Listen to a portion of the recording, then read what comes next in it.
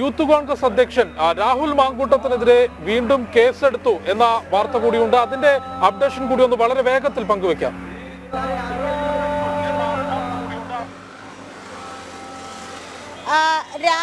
രാഹുൽ മാങ്കൂട്ടത്തിനെതിരെ രാഹുൽ മാങ്കൂട്ടത്തിനെതിരെ 5ാമത്തെ കേസാണ്. നമുക്കറിയാം, രാഹുൽ മാങ്കൂട്ടത്തിനെതിരെ തുടരെയായിട്ട് 5ാമത്തെ കേസാണ് രാഹുൽ മാങ്കൂട്ടത്തിനെതിരെ എടുക്കുന്നത്. പൂജപ്പുര ജയിലിൽ കഴിഞ്ഞ ദിവസമാണ് രാഹുൽ മാങ്കൂട്ടൻ ജയിൽ മോചിതനായത്. അപ്പോൾ ഈ സമയത്ത് ഏതാണ്ട് 9 മണിയോടുകൂടി രാഹുൽ മാങ്കൂട്ടത്തെ സ്വീകരിക്കാനായി യൂത്ത് കോൺഗ്രസ് പ്രവർത്തകർ അതോടൊപ്പം തന്നെ മറ്റ് കോൺഗ്രസ് പ്രവർത്തകരും എത്തിയിരുന്നു. ഇത് മുന്നറിയിപ്പില്ലാതെയുള്ള സംഘം ചേരൽ, അതുപോലെ തന്നെ പൊതുഗതാഗതം തടസ്സപ്പെടുത്തുക, നഗരമധ്യത്തിൽ യാതൊരു അറിയിപ്പുമില്ലാതെ കൂടിച്ചേർന്നു തുടങ്ങിയ വകുപ്പുകൾ കൂട്ടിച്ചേർത്താണ് രാഹുൽ മാങ്കൂട്ടത്തിനെതിരെ കേസെടുത്തിട്ടുള്ളത്. കഴിഞ്ഞ 4 കേസുകളിൽ രാഹുൽ മാങ്കൂട്ടത്തിന് ജാമ്യം ലഭിച്ചിരുന്നു. സെക്രട്ടേറിയറ്റ് മുന്നിലേക്ക് നടത്തിയ മാർച്ച്, അതോടൊപ്പം തന്നെ DGP ഓഫീസിലേക്ക് നടത്തിയ മാർച്ച്, പൊതുമുതൽ നശിപ്പിക്കൽ തുടങ്ങിയ വകുപ്പുകൾക്കായിരുന്നു രാഹുൽ മാങ്കൂട്ടൻ റിമാൻഡിൽ കഴിഞ്ഞത്. ആ സമയത്ത് തന്നെ പൂജപ്പുര പോലീസും മ്യൂസിയം പോലീസും സമാനമായ രീതിയിൽ കേസെടുത്തിരുന്നു. ആ കേസിൽ ജാമ്യം ലഭിച്ചിരുന്നു.